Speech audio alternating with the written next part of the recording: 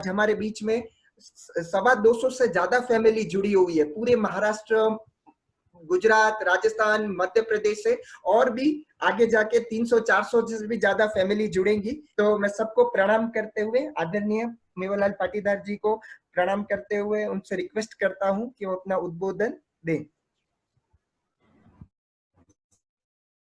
समस्त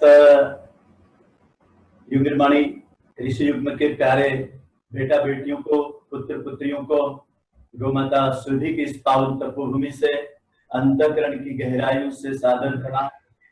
हम सब लोग कल्याणकारी महामंत्र का सामूहिक एक बार उच्चारण करेंगे, जो हम सबकी बुद्धि को सन्मार्ग की ओर प्रेरित करें।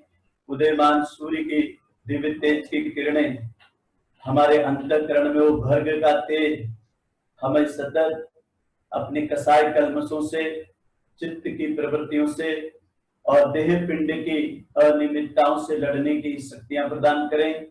ऐसे भाव के साथ एक बार युग तीर्थ शांति कुंज हरिद्वार के अखंड दीपक सजल श्रद्धा प्रखर प्रज्ञा मानसिक रूप से पूरे शांति कुंज की परिक्रमा करके नंदनवन, तपोवन, गंगा की गोद, हिमालय की छत्र छाया को हम सब भाई बहन प्रणाम करते हैं। गायत्री महामंत्र हमारे साथ।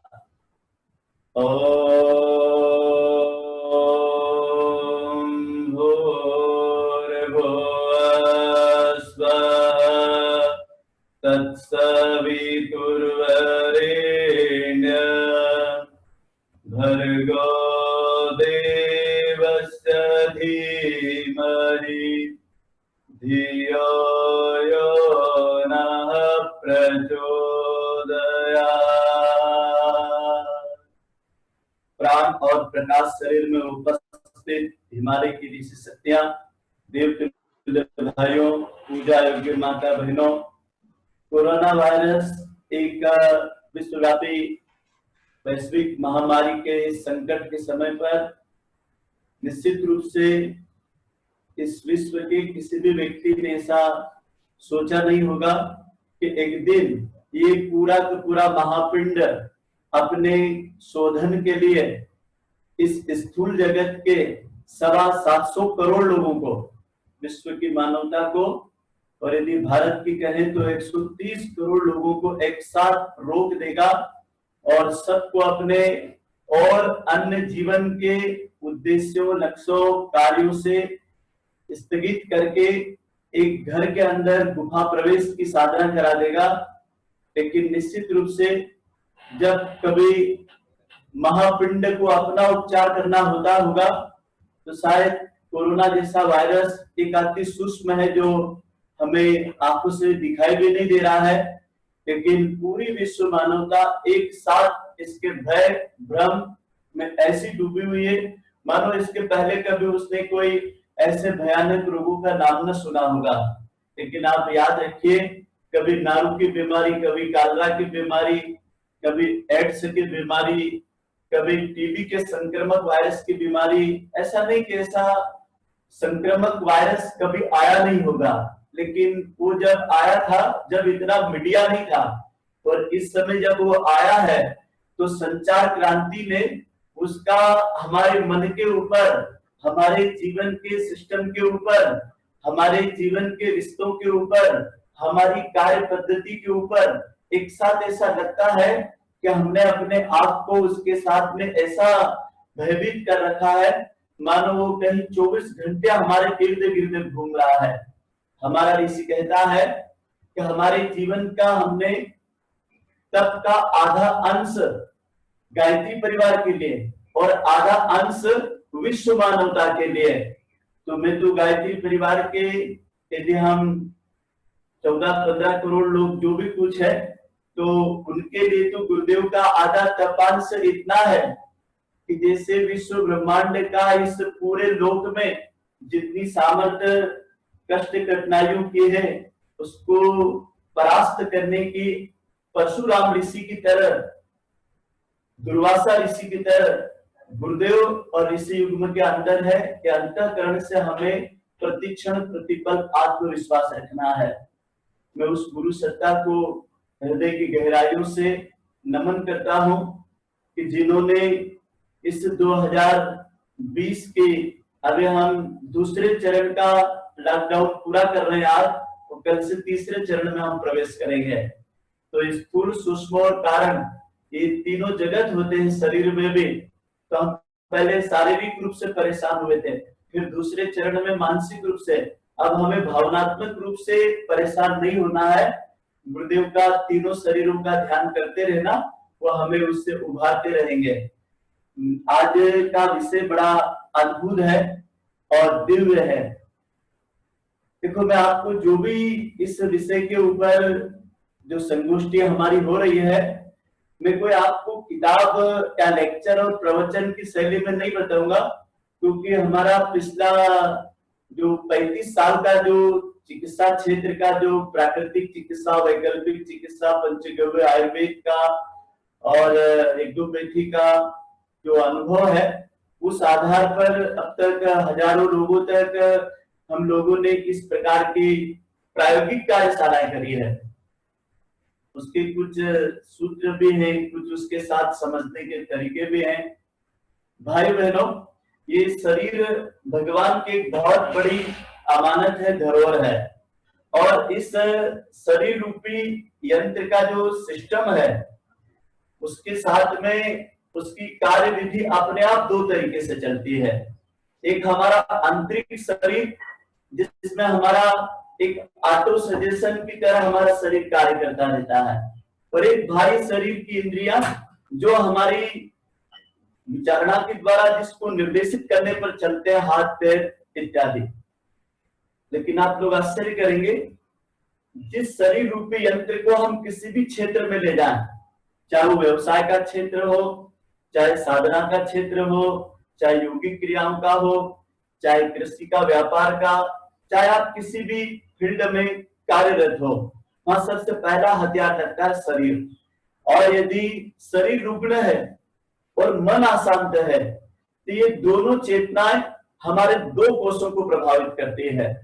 हमारा शरीर जब डगमगाने लगता है, इसका मतलब है कि हमारा अन्नमय कोष कहीं असंतुलित हो रहा है। हमारी वो बैंक का जो धन है, हमारा जो कोष है, जो हमारा वो खजाना है, निश्चित मानना इस शरीर रूपी पिंड, देह देवालय, देह शिवालय, ईश्वर का एक अनमोल खजाना है। और इस खजाने के अंदर परमात्मा ने बहुत सारे अद्भुत सामर्थ्य और शक्तियां दे रखी है। जो आप कोरोना वायरस की बात कर रहे हैं ना, ऐसे सैकड़ों वायरस इसके जीवन के 24 घंटे के कालखंड में कई माध्यमों से कई बार आते और जाते, और उनको ये निष्क्रिय करने की सामर्थ्य रखता है। क्योंकि देह पिंड के अंदर, इस बाहर के पिंड में जो कुछ हम घटित देख रहे हैं, वैसी सारी घटनाएं इस पिंड में होती रहती है, जिसको ऋषि वेद में भी कहता है, यत पिंडे तद ब्रह्मांडे। जो कुछ इस ब्रह्मांड के पिंड में घटित होता है, वो देह पिंड में भी होता है, लेकिन हम उससे अंतःकरण की गहराइयों से जगा नहीं पाते, उसकी अनुभूतियां नहीं कर पाते हैं, उसका सहारा नहीं ले पाते हैं। तब ये मात्र एक रोबोट की तरह शरीर केवल क्रियाकलापों तक काम आता है। हमारे ऋषि ने इसके दो तंत्र बताए हैं, एक तो शरीर का तंत्र और एक मन का तंत्र।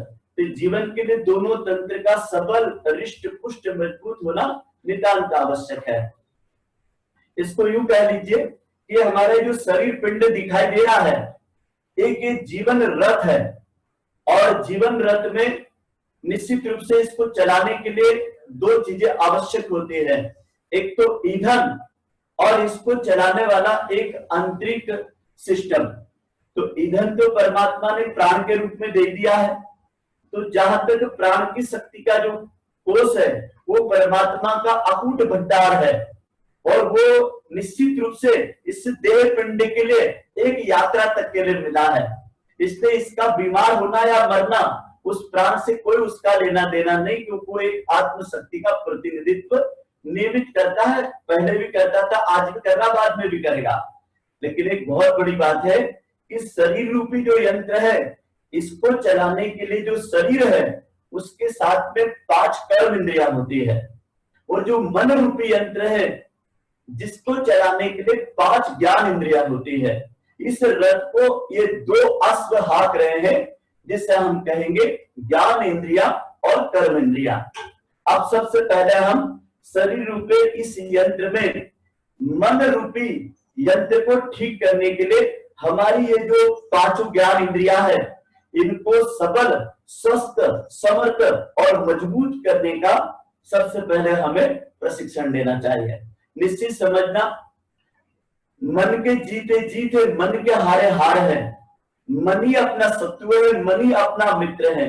गीता भी कहती है कि सदैव मन जैसा कोई मित्र नहीं, और रूठे और बिगड़े और उच्छल मन जैसा कोई शत्रु नहीं। निश्चित समझना, जब भी व्यक्ति का पतन होता है तो अपनी ज्ञान इंद्रियों के द्वारा मन भोजन लेता है और वहीं से वह अपना पोषण पूरा करता है। कैसे करता है? नंबर 1, यह हमारा जो ज्ञान इंद्रियों का तंत्र है, जिसको हम कान कहेंगे, त्वचा कहेंगे, आंखें कहेंगे, नासिका कहेंगे और जीवा कहेंगे। अब ये 5 ज्ञान इंद्रियां कैसे पोषण लेती है? जो मन को चलाती है, जो मन को मजबूत भी करती है और मन को दुष्प्रवृत्तियों की ओर भी भेजती है और सत प्रवृत्तियों की ओर भी भेजती है। ये दोनों माध्यम ज्ञान इंद्रियों से मन समझ लेता है, शिक्षा लेता है, होशियार होता है, बलवान होता है, कमजोर होता है, अच्छा होता है, बुरा होता है, मचलता है, स्थिर होता है, शांत होता है। नंबर 1, युग ऋषि ने इसको बहुत ही गंभीर रूप से युग निर्माण, योजना, दर्शन, स्वरूप और कार्यक्रम खंड नंबर 66 है, और गायत्री महाविज्ञान, इसमें बड़े विस्तार से इस सारे विषय को लिखा है। उसी विषय को लेकर के आज आपको मन को साधने का छोटा सा प्रयोग बता रहे हैं। नंबर 1, यह हमारा आकाश तत्व है जिसे हम कान कहते हैं, और इसकी तन मात्रा है ध्वनि, जो कुछ हम सुनते हैं। अब कानों के द्वारा हम सुबह से शाम तक में कितनी आवाजें सुनते हैं, कभी सुख की, कभी दुख की, कभी जय की, कभी पराजय की, कभी घटने की, कभी बढ़ने की, कभी आपके कोरोना पॉजिटिव इतने हो गए, इतने मर गए, इतने ठीक हो गए, इतने और नए लोगों को संज्ञान में आया है, नाना प्रकार के विचार। अभी कहा जा रहा है यह हमारे धीरे धीरे उस मनोलोक के कोष में जा रहा है, और हमारे उल्लास को, हमारे उमंग को, हमारे उत्साह को, हमारे भविष्य की योजनाओं को धीरे धीरे ये कान रूपी यंत्र के द्वारा, आकाश तत्व की ध्वनि तरंगों के द्वारा हम दोनों चीजें ले सकते थे, चाहे हम अच्छी ले चाहे बुरी ले। यदि हम कोई अच्छे भजन सुन रहे, गीत सुन रहे, प्रवचन सुन रहे हैं, उमंग, उल्लास और उत्साह की बातें सुन रहे हैं, तो निश्चित रूप से वह हमें उस ओर ले जाएंगे। और इसके बाद में ये आकाश तत्व हमारे कर्ण के द्वारा जो कुछ हम बातें करते हैं, किसी की टीका टिप्पणी, निंदा, चुगली, या किसी के नकारात्मक विचार सुनते हैं, या जमाने में जो इन दिनों हो रहा है उतार चढ़ाव, चाहे वो किसी भी प्रकार की राजनीतिक हलचल हो, धार्मिक हलचल हो, पारिवारिक हलचल हो, चाहे प्रशासनिक व्यवस्थाओं के हलचल हो, कहीं ये जा करके भावुक मन को बहुत जल्दी प्रभावित करता है। ये हमारा तन मात्रा का तंत्र है और इसका नाम है ध्वनि। और इस आकाश तत्व को साधने के लिए हम अच्छे विचारों के साथ, अच्छी शुभ वाणी के साथ इसको साधने का अभ्यास कर सकते हैं। अगला और महत्वपूर्ण आता है जिसका नाम है त्वचा। इसका संबंध है हवा से, और ये हवा भी हमें प्रभावित करती है। हमें हवा स्पर्श इंद्री के द्वारा बोध कराती है। 1850 करोड़ रोमकूपों के द्वारा हम अपने जीवन की जितनी शौक भोग विलासिता की वस्तुओं को जो उपयोग करते हैं, ये सारा का सारा हमारे प्राण तत्व को, हमारे हवा को 24 घंटे में जितना हमारे शरीर के अंदर हवा का स्पर्श महसूस होता है, सुखद और दुखद, हमारे जीवन को वो भी प्रभावित करता है। इसके बाद में आता है तीसरा, जिसे हम कहते हैं चेतना का स्थान, देखने की इंद्री, नेत्र, जिसमें होता है हमारा सूर्य तत्व। सूर्य तत्व होता है रूप, और रूप मतलब दृश्य। इसका मतलब तय हुआ जो भी कुछ हम आंखों से देखते हैं वो कभी समाप्त नहीं होता है। मान लो हम दिन भर जो कुछ घटनाएं देखते रहते हैं, एक्सीडेंट देखते हैं, दुर्घटना देखते हैं, मार काट देखते हैं, लड़ाई झगड़े देखते हैं, प्रशासनिक व्यवस्थाओं के विरोध और सहयोग देखते हैं, जो भी अच्छा बुरा देखते हैं, वो कभी समाप्त नहीं होता है। वह हमारे आंखों के द्वारा हमारे अवचेतन मन में जा करके कहीं न कहीं हमें भयभीत करते रहता है, कहीं न कहीं हमें दुख में ले जाता है, कहीं न कहीं हमें भविष्य के लिए किसी न किसी नकारात्मक भाव में ले जाता है। और यदि हम आंखों के द्वारा कहीं अश्लीलता देखते हैं तो वो भी हमारे मनोमय कोष को दूषित करता है। कहीं आंखों के द्वारा हम नग्नता की ओर जाते हैं तो वो भी हमारे को कहीं न कहीं बीमारी की ओर ले जाता है, क्योंकि ये मन जो होता है यह हमेशा गंदगी को देखने की ओर जल्दी जाता है।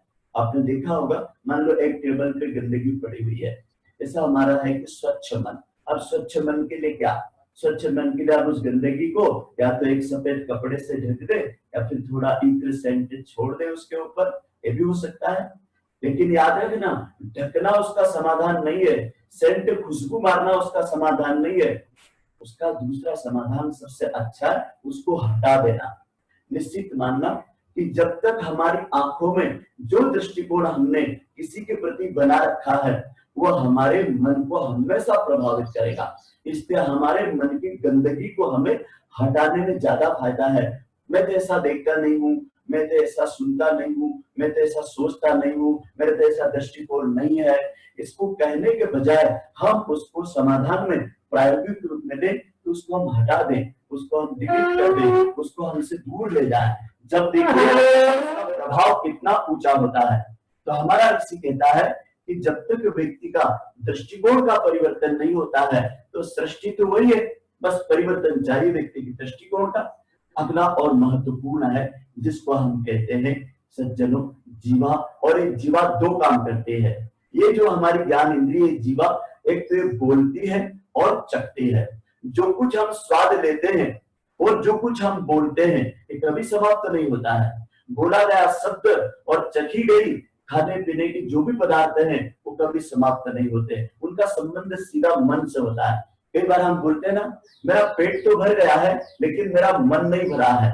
कई बार हम बोलते हैं ना, मैंने बस देख तो लिया है लेकिन मन भर करके नहीं देखा है, बस सुन तो लिया है लेकिन मन भर करके नहीं सुना है। इसका मतलब क्या हुआ, क्या हम हमेशा अतृप्ति की ओर जाते हैं, अपूर्णता की ओर जाते हैं।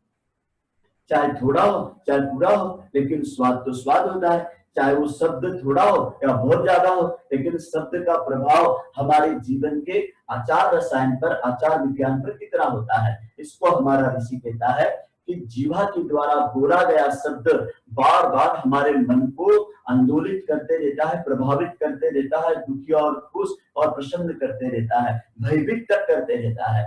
हम जो कुछ खाते हैं मुख के द्वारा वो भी हमारे मन के तक पहुंचता है। अगला और महत्वपूर्ण आता है जिसको हम कहते हैं नासिका। अब ये नासिका इंद्री मन का कैसा निर्माण करती है, इसकी तन मात्रा है गंध। जो भी कुछ हम सुगंध लेते हैं, यहाँ पर हमारा पृथ्वी तत्व रहता है, यहाँ पे जल तत्व रहता है, आंखों में सूर्य तत्व, कानों में हमारा आकाश तत्व और स्पर्श त्वचा के ऊपर हमारा प्राण तत्व।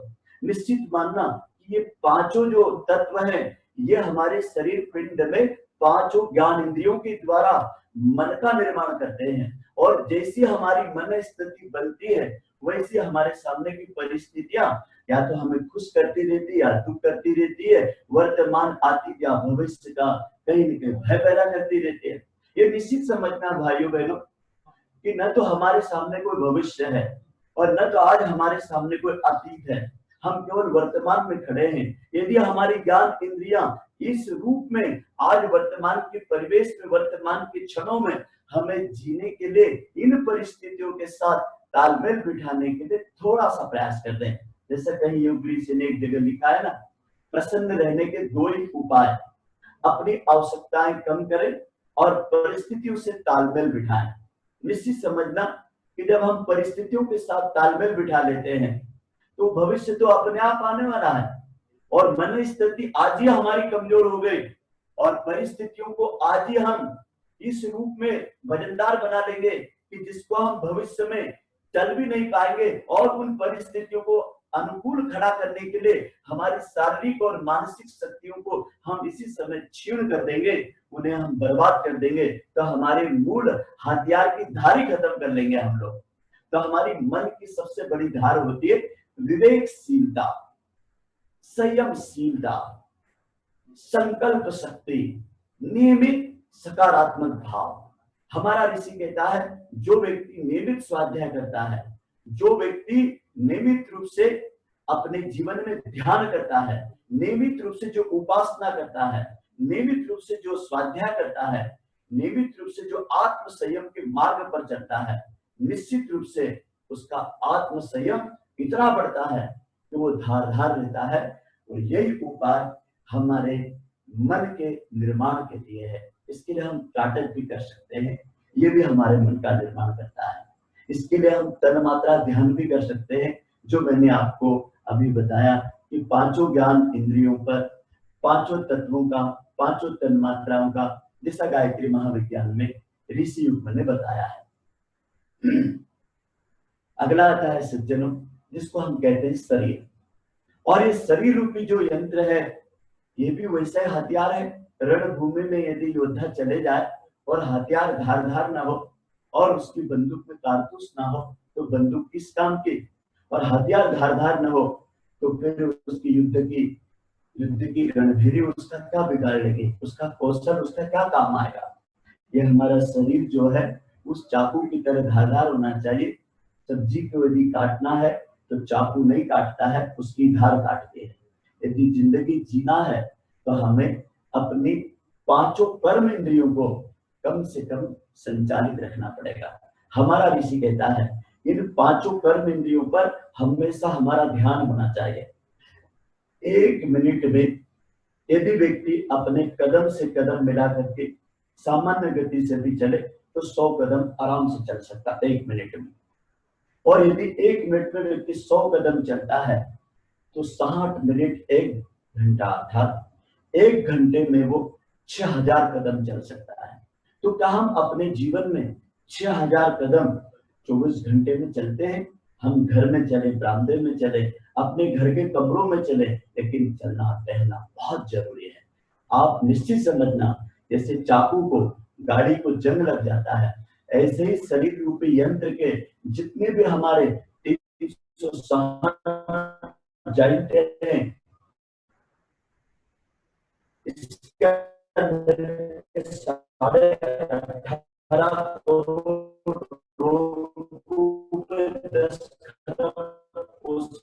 है, 72,000 विचार को परिभ्रमण का जो सिस्टम है वो कारण शारीरिक श्रम के अभाव में इस शरीर को हम बीमार बना देते हैं। मैं मानता हूँ कि आज लोगों के पास में संसाधन और विभिन्न प्रकार के माध्यम बढ़े हैं, इसके कारण उनका मानसिक श्रम तो हो जाता है। इसी कारण से मानसिक श्रम करने वाले चिड़चिड़े, थके, क्रोधी, अशांत, उद्विग्न इसलिए होते हैं कि उनका शारीरिक श्रम की शक्तियां खर्च नहीं हो पाती है। मानसिक शक्तियों को आवश्यकता से ज्यादा खर्च कर देते हैं। शक्ति तो उतनी है, लेकिन खर्च का संतुलन बनाना पड़ेगा। हमारा शारीरिक श्रम जो होता है, न्यूनतम बुद्ध ने कहा है 6 से 7 घंटा न्यूनतम शारीरिक श्रम किसी भी रूप में होना चाहिए। चाहे उन परिवार के काम करते हो, तो बागवानी के करते हो, तो योगिक क्रियाएं करते हो, प्रज्ञा योग करते हो, सूर्य नमस्कार करते हो, टहलते हो, क्योंकि शारीरिक श्रम के अभाव में ही शरीर रुग्ण और बीमार बनता है। तो निश्चित समझना है कि 5 कर्म इंद्रियों को हमेशा आप जांचते रहो। नंबर 1 हाथ, यह हमारे हाथों का जो कर्म है अपने से करने का एक व्यक्तिगत स्वावलंबन का व्रत ले लेना। इसको युग ऋषि ने कहा व्यक्तिगत स्वावलंबन, अपना काम मैं खुद करता हूँ। जैसे जीवन भर युग ऋषि ने अपना काम किसी से नहीं कराया, उनके आगे पीछे कोई नौकर चाकर और कोई राजसी ठाट उन्होंने नहीं रखा। एकदम सादा जीवन, उच्च विचार की परिणति को उन्होंने रग रग में जिया है, वही प्रेरणा हमको दिया। निश्चित समझना, जिसके जीवन में इन हाथों के द्वारा अपने व्यक्तिगत काम में दूसरों को कराने की यदि कहीं उसकी मन स्थिति है तो उसका शारीरिक रूप से बीमार होना तय है। अब हमारे पैर, ये कर्म इंद्रिय में जो पैर होते हैं लोग इसको सामान्य समझते हैं। यदि कोई व्यक्ति 6000 कदम प्रतिदिन नहीं चलेगा, वो बुजुर्ग है जब भी, बच्चा है जब भी, तो शरीर के अंदर की स्पाइनल रीढ़ के हड्डी के करोड़रज्जु मेरुदंड को ये जाम कर देगा और इसके परिणाम से सर्वाइकल, कमर की बीमारी, साइटिका का दर्द, घुटनों की गेप, एड़ी में दर्द, कई प्रकार की वेरिकोज वेन से नर्वस सिस्टम, मस्कुलर पंप की बीमारियां हो जाएगी और व्यक्ति कहीं न कहीं दर्द और पीड़ाओं से परेशान होता नजर आएगा। निश्चित समझना एकमात्र कारण है कि हमारा पैरों के द्वारा जो शारीरिक श्रम होना चाहिए वो हर जगह उसने, मशीन ने, हमारे सुख सुविधाओं ने स्थान दे रखा है। तो ये बात ध्यान रखना है। योग ऋषि कहते हैं कि व्यक्ति को अपने सुखों को अपने स्वास्थ्य पर हावी नहीं होने देना चाहिए। हमारे घर पे कितने भी सुख वैभव हो, लेकिन स्वास्थ्य की दृष्टि से यदि वो हमें बीमारी की ओर ले जा रहे हैं तो हमारे सुख, हमारे स्वास्थ्य को कहीं न कहीं निगलते चले जाएंगे। जो अस्पताल, दवा और लेप का भला करेंगे, हमारा कभी भला नहीं होने वाला है। अगला आता है हमारी नाभि। ये नाभि को सामान्य चीज नहीं है, ये अन्नमय कोश का मूल स्थान है और अन्नमय कोश शरीर निर्माण का मुख्य स्थान है। जैसा मनोमय कोश मन का निर्माण करता है, ऐसा ये अन्नमय कोश नाभि हमारे शरीर पिंड का निर्माण करता है। तो निश्चित समझना, इस शरीर पिंड के निर्माण के लिए हमारे आहार विहार पर हमको खूब ध्यान देना पड़ेगा, क्योंकि जब तक हमारा आहार विहार, मतलब हमारी जीवनचर्या में जब तक हम आहार विहार को महत्व नहीं देते हैं, इसीलिए तो चरक ऋषि ने एक जगह बहुत अच्छा सूत्र दिया है और बड़ी गंभीरता से दिया है। आहार शुद्धो सर्वो शुद्धे, आहार शुद्धो तत्व शुद्धे। यदि हमारा आहार शुद्ध है तो हमारा सब कुछ शुद्ध हो जाएगा, हमारे सातों धातुएं शुद्ध हो जाएगी। रस, रक्त, मांस, मज्जा, मेद, अस्थि और अंतिम सातवीं धातु शुक्र, इन सबको स्वस्थ करना और स्वस्थ निर्माण करना ये हमारे आहार विहार पर आधारित है। हमारी दिनचर्या, हमारी रात्रिचर्या, हमारी जीवनचर्या में धर्मचर्या और आहारचर्या, कहते जिसकी 4 चर्या ठीक है उसको कभी भी रोग नहीं सताते। शरीर दवा नहीं, संतुलन मांगता है। शरीर दवा नहीं, शुद्धि मांगता है। शरीर शारीरिक श्रम के बाद, मानसिक श्रम के बाद एक आत्मिक आनंद का विश्राम मांगता है, लेकिन हम उसको कहाँ दे पाते हैं? उसको हम मानसिक मनोरंजन और शारीरिक श्रम का खेल का मैदान, योगशाला, व्यायामशाला कहाँ दे पाते हैं? हम अपने जीवन के दैनंदिन घर के कामों को हम अपने जीवन में करने में हीन और दीन और गरीब महसूस होते हैं। यदि छोटे से छोटा काम करूंगा तो लोग मुझे गरीब समझेंगे। मुझे कहीं न कहीं लोग परिश्रम से हाथ भी आज कहीं उस परिश्रम को मजदूरों के साथ, गरीबों के साथ, जातियों के साथ या किसी औरों के साथ बांट चुका है। तब ऋषि लिखते हैं परिश्रम एक कला है, ये कोई जातियों का विषय नहीं है। चाहे वो जो भी आप घर का काम करता हो, यदि आप जूता पॉलिश करते हो, आपके यदि आपके कपड़ों को प्रेस करते हैं, कपड़े धोते हो, घर में रोटी बनाते हो, अपनी शेविंग, बाल कटिंग करते हो, यदि आप अपने घर के जो भी काम करते हो सब कला के अंतर्गत आते हैं। इसको आप पैसे से कभी न जोड़े, इसको व्यक्ति और जातियों से कभी न जोड़े। ये तो कला है, कोई भी आदमी से सीखे, करे और स्वस्थ रहे। स्वस्थ रहने की यही सुंदर उपाय। अगला और महत्वपूर्ण आता है, यदि हम इस दृष्टि से स्वस्थ रहना चाहते हैं तो चरक की बड़ी महत्वपूर्ण बात है और वो भी गंभीर बात है।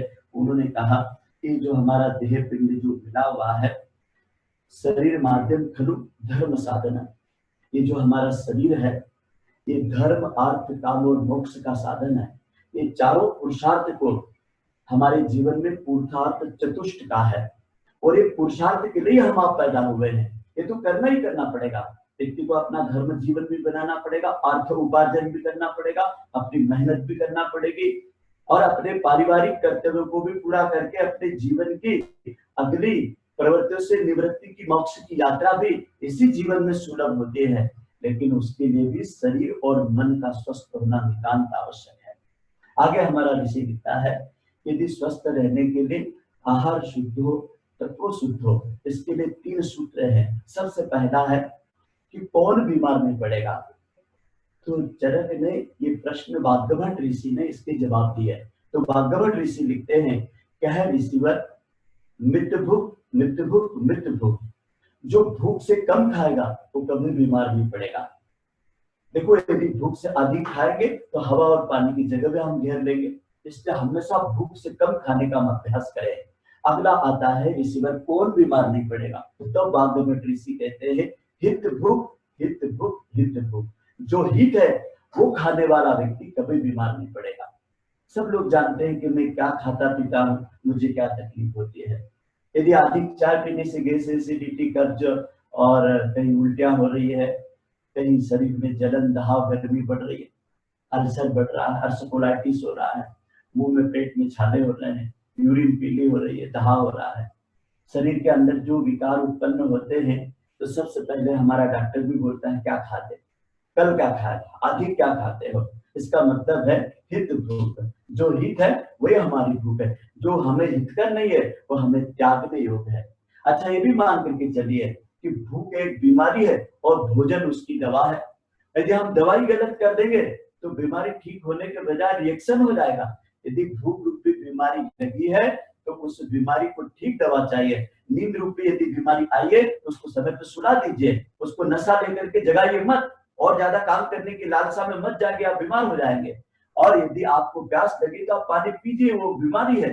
प्यास लगी तो आपको पानी की आवश्यकता है, नींद लगी तो नींद की आवश्यकता है, और भूख लगी तो भोजन की आवश्यकता है। लेकिन ये भी हित भूख के आधार पर होना चाहिए। जितना हित हो उतना, ऐसा नहीं कि ज्यादा पानी पी ले, ज्यादा सो ले, ज्यादा खा ले। हित भूख अगला आता है और महत्वपूर्ण है, इसको कहते हैं ऋषि, कौन बीमार नहीं पड़ेगा? है रिसीवर ऋत भुक, ऋत भुक, ऋत भुक। जो ऋतु अनुसार अर्थात ऋत परिश्रम के बाद जो ग्रहण करेगा, अपने जीवन में अंतर्मुखी होकर के प्रभु का प्रसाद मान करके इसको भोजन को ग्रहण करेगा, मौन होकर ग्रहण करेगा, हाथ मुंह पैर धो करके भोजन करेगा, इसका भी विज्ञान है। यदि आप ऐसा करिए, अभी तक आप लोग भोजन के पहले हाथ नहीं धोते थे, मुंह नहीं धोते थे और पैर नहीं धोते थे। सब लोग तो ऐसा नहीं करते, लेकिन कुछ लोग करते हैं। पैर में जूते चप्पल होते हैं, मोजे होते हैं, लोग भोजन कर लेते हैं। बाहर से आते हैं, चम्मच से लेकर के भोजन कर लेते हैं। लेकिन आप 8 दिन आजमा के देखिए, भोजन के पूर्व आप लोग कुल्ला करिए, हाथ धोइए, पैर धोइए। इसका वैज्ञानिक प्रभाव आपको बताते हैं। इसका वैज्ञानिक प्रभाव ये होता है, जब व्यक्ति भोजन के लिए बैठता है तो उसकी सामान्य श्वास जो चलती है वो 8 अंगुल चलती है, 8 इंच की, 12 इंच की चलती है, ऐसे ऐसे सांस का आना जाना। और जब व्यक्ति भोजन खाना प्रारंभ करता है उस समय बिना हाथ पैर और कुल्ला धो करके करेगा तो वो 20 इंच तक चलेगा, मतलब वो सांस नाभि से नीचे चलेगी। तो हमारी जो जठर अग्नि होती है उसके नीचे अग्नि ने नहीं जाना चाहिए। इसके लिए हमारे ऋषि लिखते हैं कि भोजन के पूर्व हाथ धोना, पैर धोना, मुंह धोना, उसके बाद भोजन के लिए बैठना। भोजन को भी प्रसाद मान करके बिना मोबाइल टेलीविजन के शांत मौन एकांत में भोजन करना चाहिए, चबा चबा के करना चाहिए, और भोजन को जल्दबाजी में बिल्कुल ना करें। यदि आपका भोजन का समय 30 मिनट से 40 मिनट के बीच का नहीं है तो आपको खाने का कोई अधिकार नहीं है। ये पेट जो है किसी भी दिन आपकी जीवान को रोक देगा। क्यों? क्योंकि आंतों में दांत नहीं है, दांत मुंह में है, और लार विश्व की सबसे बड़ी दवा है। जो मुंह में सलाइवा बनता है वो आपके भोजन में पानी से आधा मिलना ही चाहिए। यदि 24 घंटे में आप 3 लीटर पानी पीते हैं तो 1.5 लीटर आपके पानी भोजन के साथ सलाइवा लार पेट में जाना ही जाना चाहिए। यदि इतनी नहीं जा रही है तो आप निश्चित बीमार पड़ेंगे। गैस, एसिडिटी और कब्ज, भगंदर, बवासीर और कहीं न कहीं अल्सरकोलाइटिस जैसी बीमारियां निश्चित रूप से घेरेंगे। ये कोई बीमारियां नहीं है। अब देखो, 2 हमारी इंद्रियां बची है, मूत्र और मल द्वार। जितना हम पीते हैं पानी, निश्चित रूप से 1 लीटर पानी तो हमारे सिस्टम में अवशोषित हो जाता है। बाकी पानी तो हमारे सिस्टम से बाहर गंदगी को लेकर के जाता ही है। तो हम अभी गर्मी का समय है तो 3 से 4.5-3 लीटर पानी से ऊपर ही पानी पीना है। इसके बाद में हमारा मल मूत्र का बड़ा ध्यान रखना है, कब्ज कभी नहीं होने पाए, मूत्र में जलन और पीलापन, और बार बार आपको रुक रुक करके पेशाब करना है, कहीं प्रोस्टेट ग्लैंड में, कहीं भगंदर बवासीर में, कहीं रेक्टम में सूजन तो नहीं बढ़ रही है। इसके कई कारण होते हैं, अधिक देर तक बैठना, भोजन में रेशे वाली चीजों का ना खाना, और कम से कम हमारे शरीर के अंदर पर्याप्त रूप में फल सब्जियों का ना होना। जितना फाइबर, जितना रेशे वाली चीज जाएगी और जितना शुद्ध पानी जाएगा, उतना शरीर स्वस्थ रहेगा। निश्चित समझना भाइयों बहनों, यदि संपूर्ण रूप से ठीक होना है तो मैं अंतिम सूत्र बताता हूँ। हमारे ऋषि लिखते हैं, लंघनम परम औषधम, उपवास सबसे बड़ी महा औषधि है। उपवास रोग निवारक और शक्तिवर्धक। उपवास पुराने मलों का शोधन करता है, उसका रिसाइकलिंग करके, क्योंकि सिस्टम बंद नहीं होगा। लीवर, किडनी, आते, आपका आंतरिक अंग अवयव का पूरा सिस्टम काम करता है, 24 घंटा काम करता है, वो कभी छुट्टी नहीं मांगता है। लेकिन आप इधर यदि सप्ताह में एक दिन 6 दिन तक खाइए, एक दिन छुट्टी दे दीजिए, एक समय की दे दे या दोनों समय की दे दे, या एक समय फलाहार रसाहार ले ले, या दूध छाछ पे या शहद नींबू पानी दालचीनी पर उपवास कर ले, और फिर देखिए आप बीमार नहीं पड़ेंगे। अच्छा चलो ऐसा करो, एकादशी का 14 दिन तक खा लीजिए और 11, देखो कृष्ण पक्ष और शुक्ल पक्ष, दोनों पक्ष की दोनों 11 ये मान करके चलिए कि गायत्री की जो 24 देवियां हैं, ये 24 11 को आपके अंदर चैतन्य हो सकती है। आप 24 11 का उपवास करिए। और उपवास भी कैसा करना, ये जो लोग करते हैं ना खाका खैया वाला, बहुत बना बना के खाते हैं, इतना कचरा खाते हैं, इतना गरिष्ठ खाते हैं, इतना गुरु भोजन खाते हैं, इतना गरिष्ठ भोजन खाते हैं, जिसको पचने के लिए 3-3 4-4 टाइम का भोजन छोड़ दो, जब भी वो पचेगा नहीं, इतना गरिष्ठ भोजन होता है। तो एक तो लघु भोजन, मृदु भोजन जो जल्दी पचने वाला, उसमें फल है, सब्जियां, सुपाच्य भोजन हम ले सकते हैं। उपवास का मतलब जब भी होता है तो छुट्टी, जैसे आपके स्कूल की छुट्टी, बैंक की छुट्टी, बाजार की छुट्टी, ऐसे छुट्टी करना है। मुंह को पूर्ण रूप से प्रभावित चीजें देना है, शहद नींबू पानी दीजिए, दालचीनी दीजिए, आंवला पानी दीजिए, तुलसी अदरक का ठंडी के दिनों में पानी बना दीजिए, वो दे दीजिए, और फिर देखिए उपवास क्या शक्ति देता है। रोग की जड़ को जड़ से मिटा देता है। भयंकर से भयंकर पीड़ित लोगों को हमने 3 दिन से 7 दिन तक का, अधिकतम 41 दिन तक का उपवास करा करके ये सिद्ध किया कि उपवास से जटिल मल टूटते हैं और शरीर के अंदर के सारे विकार, मलमूत्र, कफ, पसीना बन करके बाहर निकल जाते हैं। यही तो 4 रास्ते हैं शरीर की बीमारी को बाहर निकालने के लिए। हमारे शरीर रूपी यंत्र में ये त्वचा के 18.5 करोड़ रोम को पसीने के द्वारा बीमारी को बाहर निकालते हैं। सोचिए हमको कितना पसीना आता है, हम एसी में रहते, कूलर में रहते, पंखे में रहते हैं, हम बहुत कुछ सुविधाओं में रहते हैं। जरा सोच के देखिए, हमारे शरीर के अंदर के ये सब रास्ते हमने बंद कर रखे बीमारी निकालने के। हमारा मलमूत्र का जो सही समय है, भूख और प्यास का सही समय है, सोने और जागने का समय, वो सब अनियमित होते चले जा रहा है। उसके पीछे एकमात्र कारण है, हमारा सिस्टम असंतुलित हमने कर रखा है। निश्चित समझना, ये लंघनम परम औषधम का जो सूत्र है, ये बड़ी भारी औषधि है, इसका हम अभ्यास करेंगे। आज आप सब लोगों ने ऋषि युग्म परम पूज्य गुरुदेव परम वंदनीय माता जी का दिव्य संदेश, उनके पोस्टमैन, उनके द्वारा आपने सुना है। निश्चित समझना, आपको जो कुछ आज बातें बताई है, ये सारे गुरुदेव के साहित्य में है। 39, 40, 41, 42 ऐसे 4 खंड पूरे आरोग्य पे लिखे हैं। आपके घर भी वाङ्मय खंड है, अब इन दिनों उनका उपयोग करिए। अखंड ज्योति 2004 की जनवरी का और अक्टूबर का अंक आप पढ़िए, याद हो गया होगा। 2004 का जनवरी और अक्टूबर का अंक पढ़िए, उसमें आपको जीवन साधना के और आध्यात्मिक चिकित्सा के ये 2 अखंड ज्योति के अंकों का विशेष अंक निकाला था संदेश जी ने। और इसमें बहुत कुछ उन्होंने गायत्री परिवार के परिजनों को अंतिम सांस तक अस्पताल नहीं जाए, इसकी व्यवस्था गुरु जी ने करी। काय के द्वारा? प्रज्ञा पे। गायत्री परिवार के प्रत्येक व्यक्ति को थोड़ी सी प्रज्ञा पे नित्य बिगर दूध की गुड़ डाल के उबाल करके नित्य 1 कप पीना चाहिए, गुरुदेव का प्रसाद मान करके।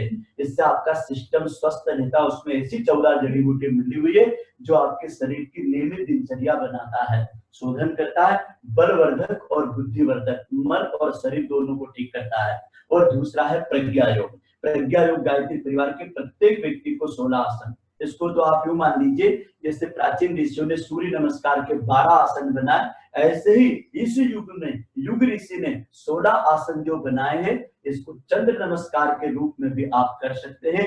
चंद्रमा की 16 कलाओं को और सूर्य की 12 राशियों को यदि सूर्य नमस्कार और प्रज्ञा योग का जो अभ्यास करते हैं, उनसे बीमारियां को दूर रहते हैं।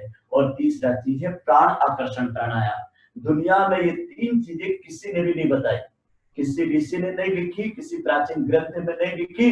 युग ऋषि का स्व अनुभूत योग, उनके दादा गुरुदेव ने जब उनको हिमालय में 4 बार बुलाया तो वो अलग अलग चीजें उनको वहां बताते थे। और ये 4 चीजें आपको अपने जीवन के अभ्यास में लाना चाहिए। प्रज्ञापेय को, प्राणाकर्षण प्राणायाम को, प्रज्ञा योग को और अमृतासन को। अमृतासन मतलब गायत्री परिवार का मुख्य 56 भोग का प्रसाद, जिसका नाम है अमृतासन खिचड़ी। तो गायत्री परिवार में खिचड़ी का मतलब होता है सभी अनाज को अंकुरित कर लो, सब प्राण, सभी सब्जियां डाल दो और सभी उसके अंदर जो आपकी सामर्थ्य हो वो डाल करके उसको नारियल की गिरी डाल करके कुकर में पका करके सप्ताह 15 दिन में एक बार अपनी शक्तिपीठ प्रज्ञापीठ पे भी कोई कार्यक्रम हो तो कुछ भी बने, लेकिन अमृतासन कभी बनाना बंद मत करना। युग ऋषि का मुख्य महाप्रसाद है। जैसे कहते हैं ना अमुक देवी देवताओं को ये भोजन का भोग लगाना, तो गायत्री माता का और ऋषि युग्म का मुख्य भोग है अमृतासन। तो 4 चीजें हमारे जीवन में नियमित करना है। आप सब लोगों से मिल करके, आप सब लोगों को देख करके मुझे बहुत अच्छा लगा।